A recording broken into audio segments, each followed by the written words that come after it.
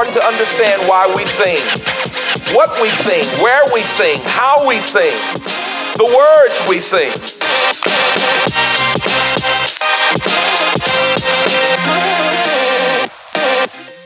Welcome to another episode of Why We Sing. I am excited today to be here with preacher, producer, all-around creative, and I'm pretty sure there's pretty much many other things I could add to that.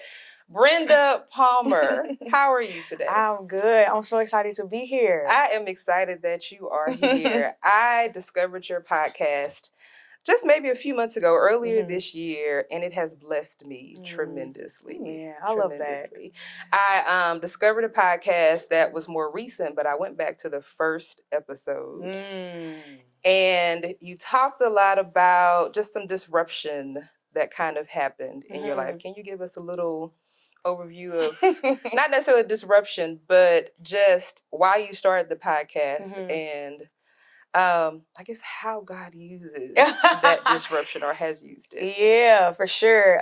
So back in 2020, I was actually on a fast, and I kept feeling like I wanted to start a podcast, but I'm a creative. So originally I wanted to call it I Got Questions, because everything's happening in the world. I just have questions. Like, why, what is this?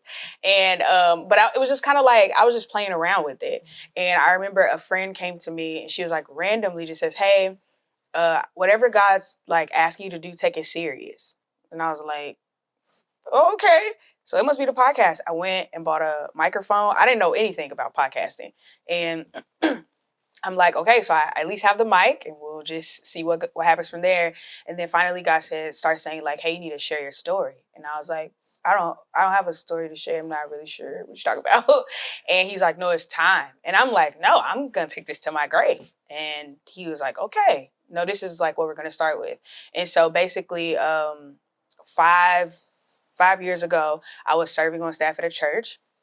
I was running production, creative, all the things. I was an armor bearer for the pastors. They're like my second family. I had keys to their house. I watched their boys when they went on vacation.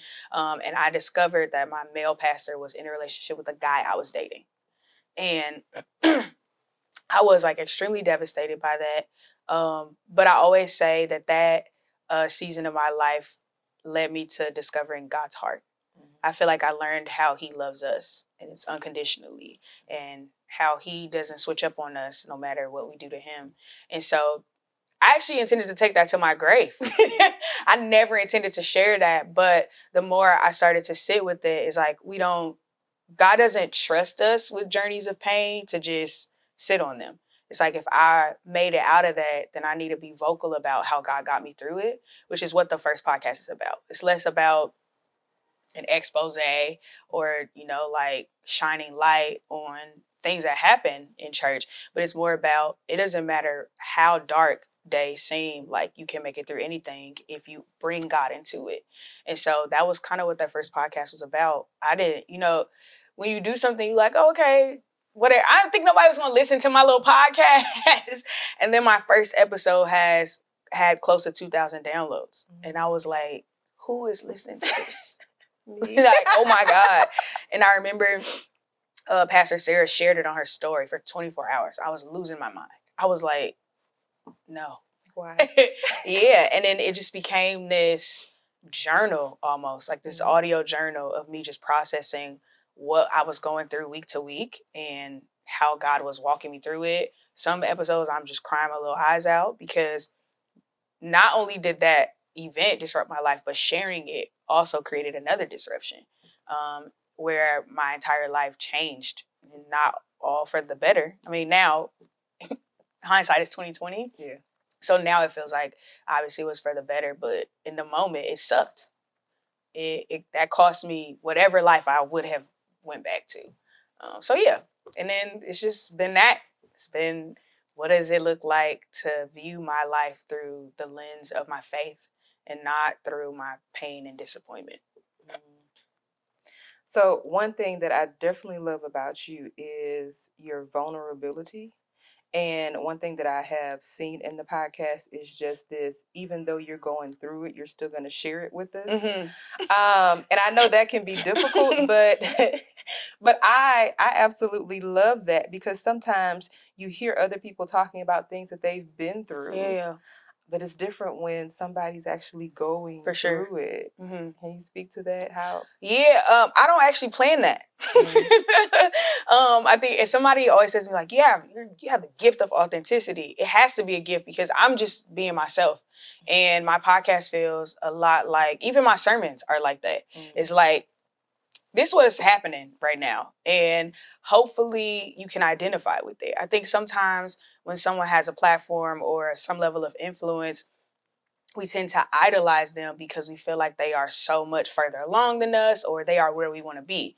When the reality is we are all human and we are only where we are by the grace of God. And so I feel like you can learn more from, hey, this is what I'm walking through right now. We actually have more in common, and God hasn't favored me more than he's favored you. You know what I'm saying? Like, and let's take this journey together.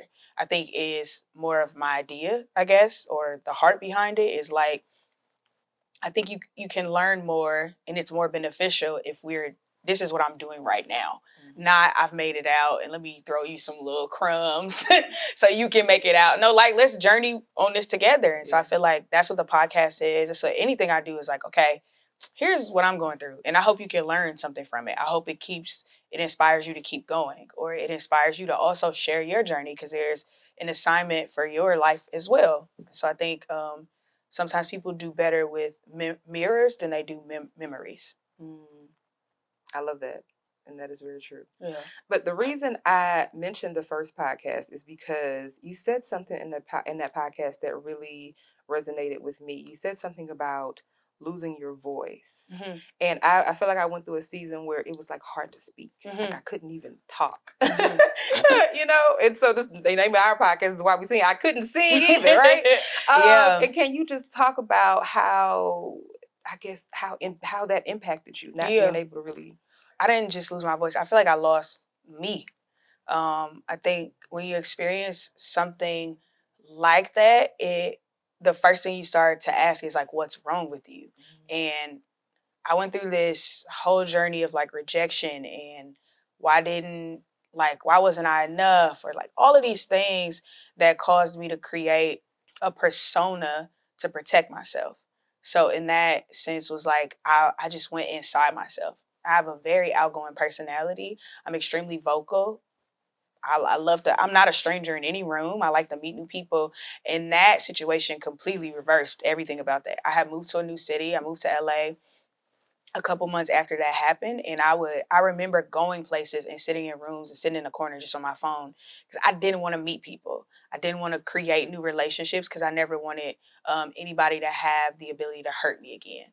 And so I started to create a persona out of that. So then I became introverted, which is not at all me. Shy. I wouldn't step into things. I was a creative. I didn't want to create because the last thing, it just will anything that will remind me of the pain I felt, I didn't want to engage in it. So I wasn't creating. I was just existing for the most part. I love to get dressed. I love to put clothes on. It's like how I express myself. I was hoodies, nothing that would cause attention to me. I just didn't want it.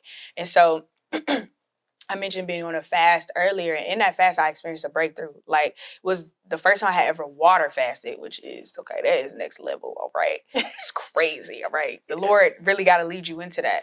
But I remember being on that fast, and we would pray every morning. And I just remember, like, hey, Africans, they pray different. They just go after it. And I remember like being so intimidated, like, oh, I don't want to pray with them. I'm praying out loud. I just want to pray to myself. And every morning we would wake up and pray. And I just remember one particular day where something broke. And I just remember like this boldness coming. Like, I remember going after it for like 15 minutes, just like something, I can't even really explain it to you. And I recognized like after that moment, things changed. After that moment, I started the podcast, and then it started opening up doors, and I started to not discover who I was, but I started to discover the person I was created to be. So, because sometimes you experience a trauma and you're like, I just want to get back to me. It's like you'll never be the same person because that person doesn't have this experience. And so then instead of trying to figure out how to get back to myself, it was like, okay, okay, God, you allowed me to walk through this. Who's the person that you saw like me becoming in spite of this? And like, how can I pursue that? And so that became the goal. And so, but that took a lot of work. That took a lot of therapy. That took a lot of processing. That took a lot of walking through my anger. And I lost friendships because I didn't know how to process stuff, and I just was pushing people away. Like, it was definitely a journey. I don't want to minimize that, but it was an intentional one because I was determined not to stay broken. Because sometimes we can find our identity in that. And then I'm just a victim. Oh, this happened to me. No, I was determined to like not let that affect me as best as I could. So. And so another thing you mentioned in that first podcast is just the need to, I call it control the controllables. Mm-hmm. But you were mentioning, not listening to secular music and not, watching certain things. Like, how did that impact you? No. It was necessary. It was, I can't, I don't know if it was as intentional of like not doing those things as much as it was intentional. Like, I needed something to feed me in order to survive. I literally felt like if I don't lock in with God, I'm gonna either kill somebody or I'm gonna lose it. Like, because I was still working there. I was still going to work every day and nobody knew. So I knew what I needed in order to survive that. And so I think it was more about that. But even in my healing journey, I had to learn that I couldn't listen to everything. I remember there's this one particular artist, he sings down, okay? And I would listen to him all the time, and like, then like I would like watch interviews and learn that like he was like dating his fiance, like slept with his best friend. So his music was created out of heartbreak, and I was identifying with it. So I felt like he was communicating everything I was feeling. So I was like basically meditating on what I was trying to get out of. And so I would like be good, and then I would listen to the music, and then I would recognize I would fall into a depression. I'm like, I was just good like a week ago.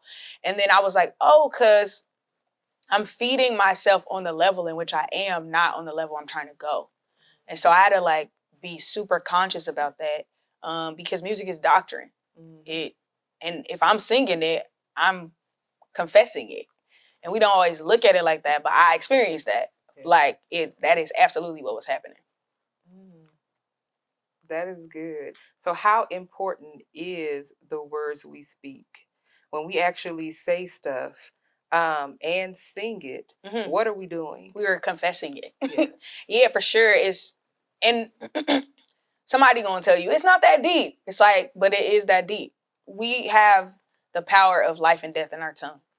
And even in outside of Christianity, this whole like manifesting thing, we ain't gonna get on it.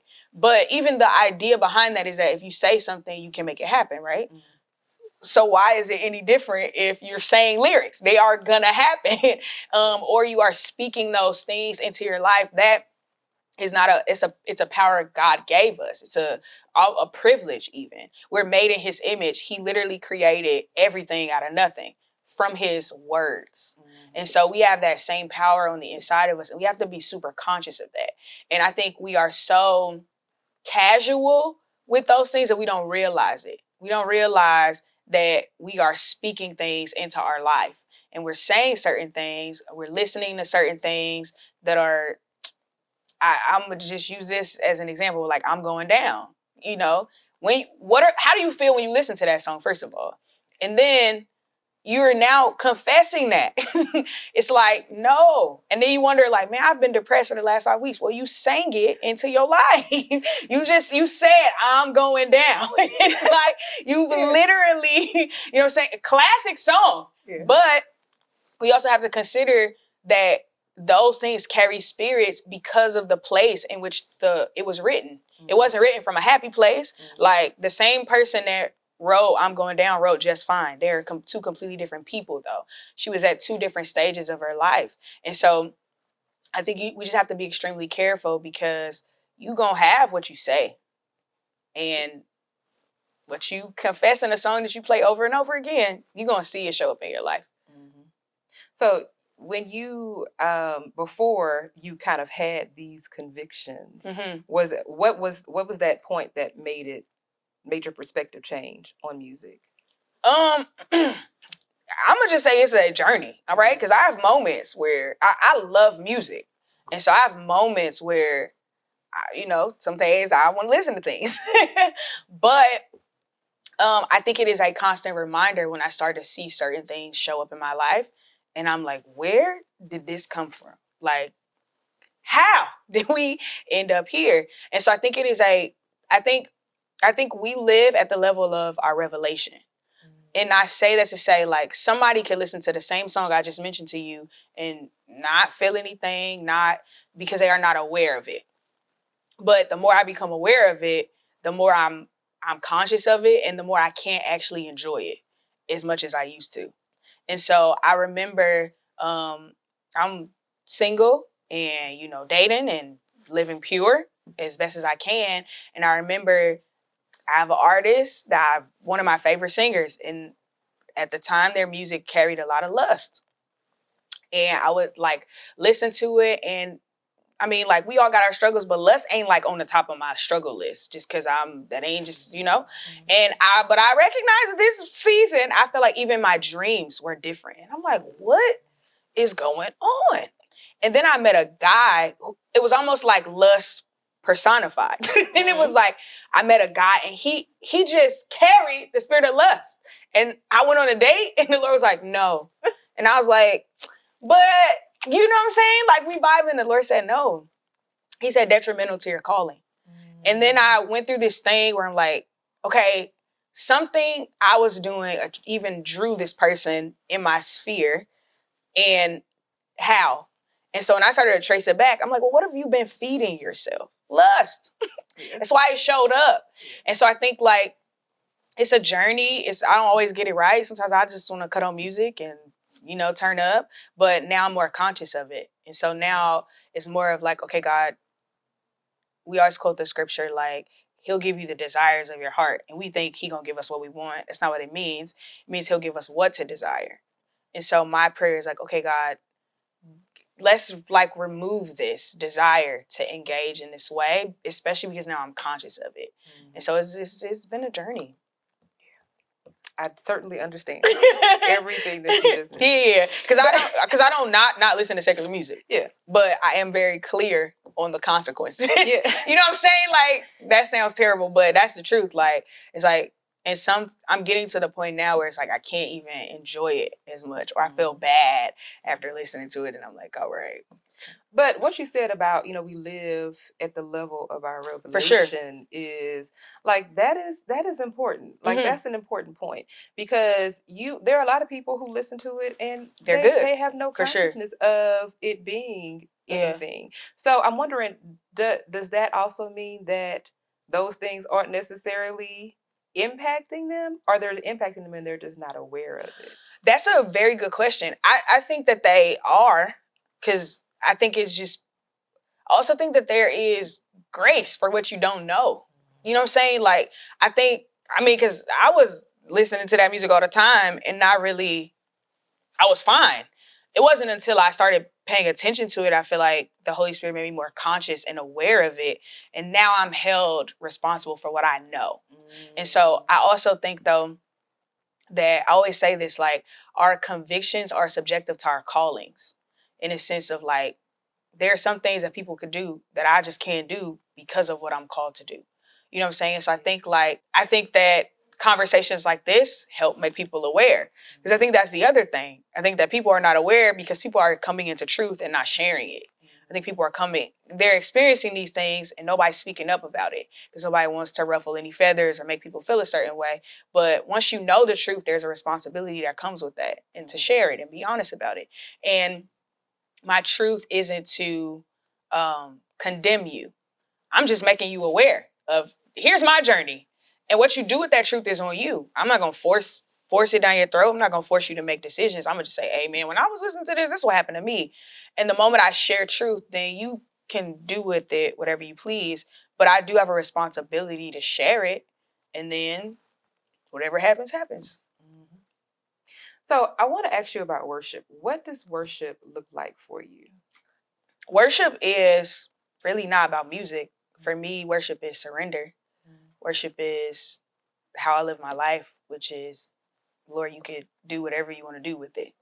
And I think it's Romans 12:1 tells us that. Present our bodies as a living sacrifice, holy and acceptable. And this is your true worship. That's what it is. And so for me, that's what worship is God, you've given me this life. And because of what you've done for me, I'm going to give it back to you. And I think music and corporate worship is how we express honor God corporately. But I think that is just an outward expression of what my heart posture should be, which is a posture of worship. Yeah, I definitely agree. So in that corporate setting, though, we put a lot of emphasis when it comes to worship on singing. For sure. On the music, for sure. Part of it. For sure. How important is that in the corporate setting? I think music is very important. Music tells you how to feel. You watch a movie, you ever try to watch a movie without music, you wouldn't know what to do. You wouldn't know how to respond to it.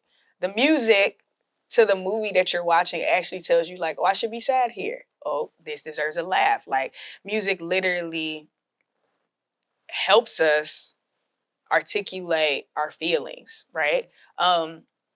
I think music in a corporate setting, especially when we're talking about a corporate worship setting, like within church, is extremely important, including the words. I've been in certain settings where the music, the lyrics to the song are very inward facing. In a corporate setting, if we there to worship God, why I'm talking about me? I should be talking about Him. And I used to in my previous job, I was over the worship. I was over the experience. And so that was one of the things I would always drive home is like testimony songs are good, but there's just something about an atmosphere that is completely directed towards Him. Like that is talking about who He is and not what He's done for us. I think that's a good part of it, but the focus should be on Him. Especially for a person, it's their first worship experience. It's almost our introduction for Him, like them to Him, kind of thing. So you kind of touched on this, but I know you have like extensive production experience in the church as well as outside the church. And you mentioned like in movies how important it is. But with any sort of content creation, especially today, is music just as important? Music is the language that expands beyond cultures. Like there's no barriers in music. Like you could go to another country and we probably will find commonality in a song or an artist. Like it's just, I think music is a bridge. I think I'm a lover of music. But I think it holds a lot of weight in everything. That is so true. Like we need music. Yeah, definitely. And so I use music a lot to just get me in the right frame of mind. Because I can easily get distracted and just get frustrated or not have my focus where it needs to be, or just be in a state where I just don't want to do anything. Almost the beginnings of depression, sometimes. And music kind of really helps me out of that, right? And so when you mention music helps you, I think you said know how to feel or whatever. I am a firm believer in that. So a lot of the music that I listen to, I've had to in recent years just be really intentional about not listening to certain things because I just know how they make me feel versus some worship music and other things make me feel completely differently and just uplift me, right? And so I think that's important. But as believers, when we're listening to things or when we're just exposed to music, because a lot of times we're exposed to music without without commercials. Exactly. We don't even realize how much we're being exposed to music. But how do we kind of turn on that, okay, I need to be thinking about what I'm listening to and asking questions about what I'm listening to? How do we turn that on? And what questions should we be asking as we're hearing music? That's a very good question. I think something I started to do was pay attention to what music I was choosing when I was feeling a certain way. So like, if I'm depressed or if I'm down, I probably should play something that is not depressing. You know what I'm saying? Like, because I'm trying to get out of it, not feed it. And so for me, worship is absolutely my go-to when I feel like that. And the reason being is because depression is inward focus. It's almost like pride. It is pride.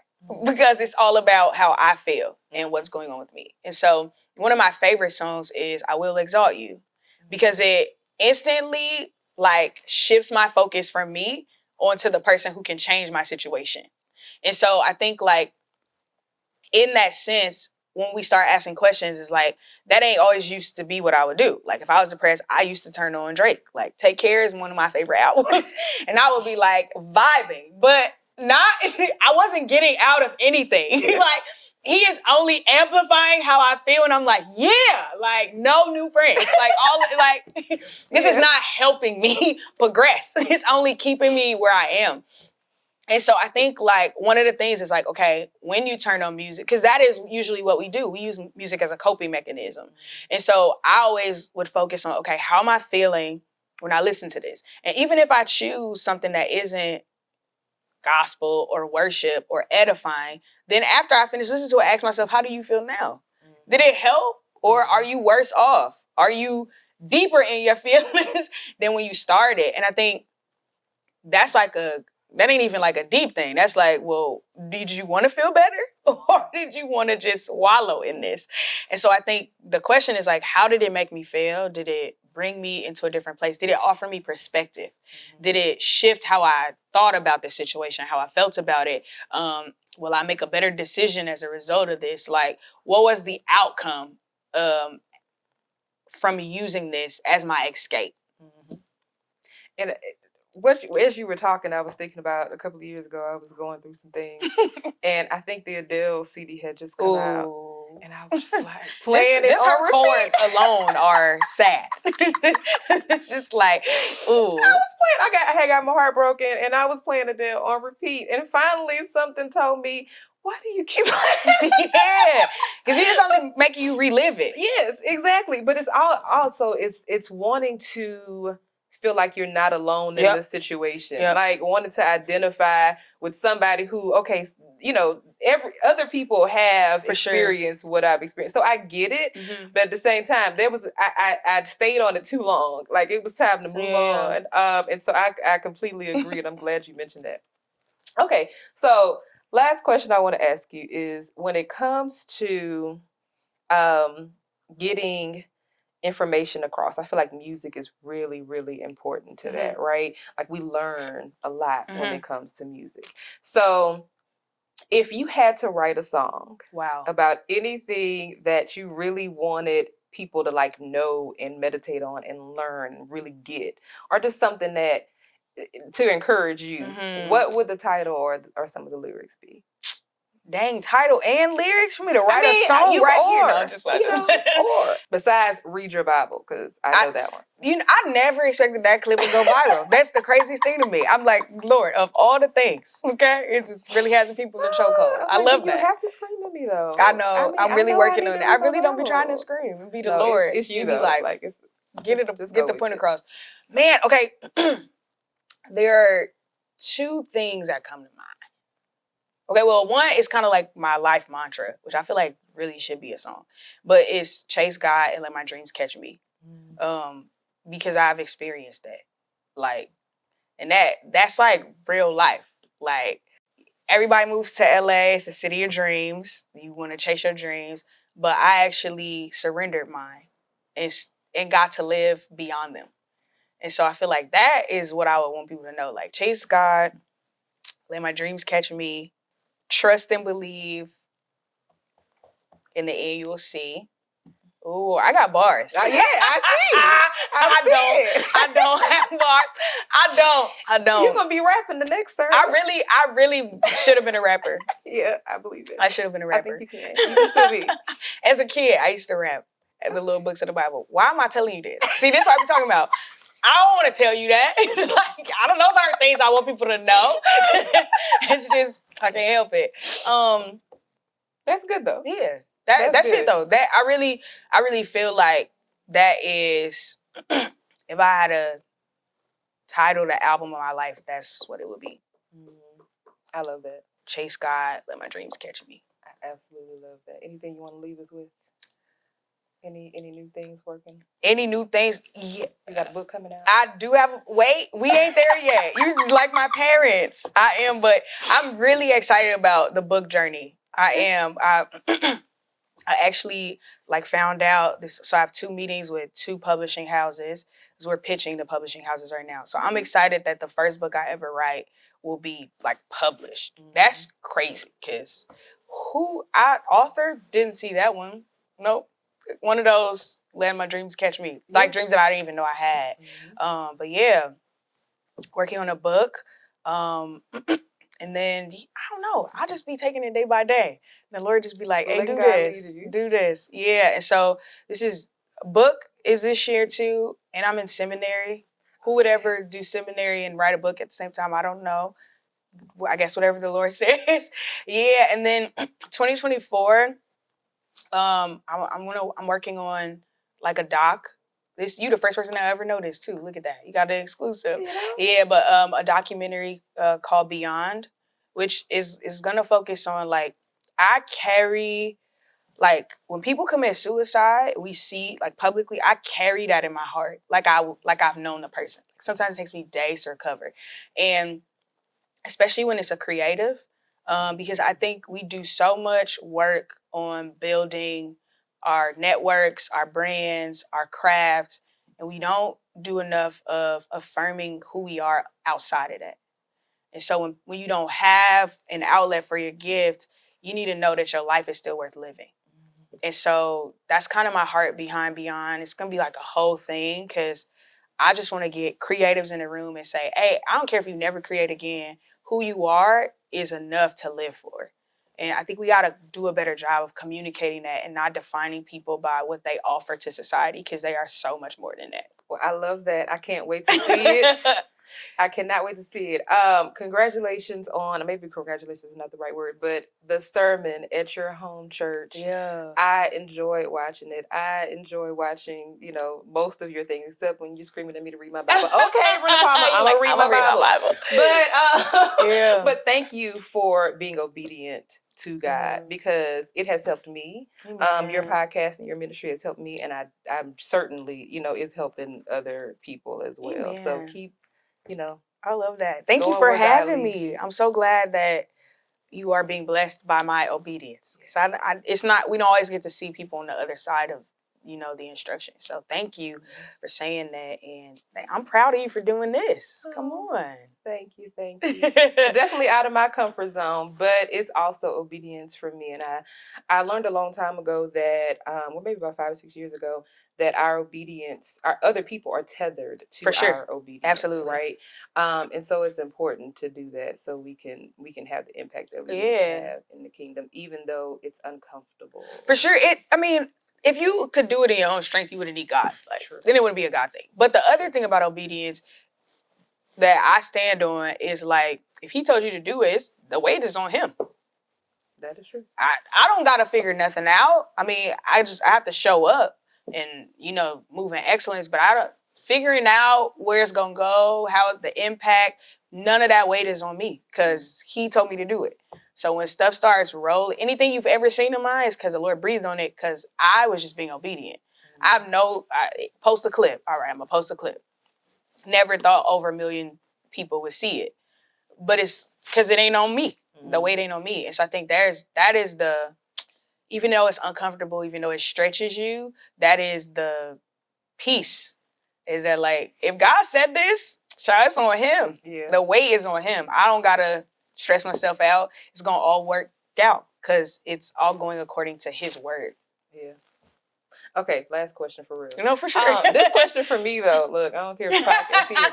So how do you discern, and I think I know the answer just asking the question, but how do you discern what is God versus your imagination? Have you ever had that conflict? Is this really God? I mean, I guess I say God, if this is you, give me confirmation. But also I'm not smart enough to think on the same level as God. So if it's gonna stretch me, outside of my normal capabilities, it's probably God. If it's going to keep me comfortable, not really require much of me outside of myself, that's probably me. And that's probably my fear trying to keep me in a certain place. And so I know that if it scares me, it's probably God. If it requires me to depend on him, it's him. And I always like, I wouldn't be, there's no way 6 months ago leaving my job, you could have told me my life was going to be what it is. I didn't have a clue. I'm just like, oh, all right. You know what I'm saying? Like, I couldn't have wrote this. I couldn't have planned this. None of it. Yeah. But that's how I know it's God. Because it's just like one thing after the other in a timing that makes no sense to the natural mind, but makes so much sense to a God that lives outside of time. So, yeah, no, for sure. If it stretches you and if it scares you, it's probably God. And that's just the enemy trying to trick you to think that you could think on his level, because you can't. And it's to keep you afraid. I'm like, well, and here's the thing. I feel like it always says like man looks at the outward appearance, God looks at the heart. Like you can't lose going after a word that you even thought was God, because your heart was to please God. He's not going to punish you for trying to please him. So even if you missed it, you missed it. But there is never a miss following God. Like he's going to use it, all of it. Yeah. And so even if it's like, maybe I shouldn't have moved like that, then it's like, now it's a lesson. Now you've developed more. Like, you know what I'm saying? So I think you have to look at it like that. Well, thank you. Thank you so much. I appreciate your time. For sure. Thank you for having me.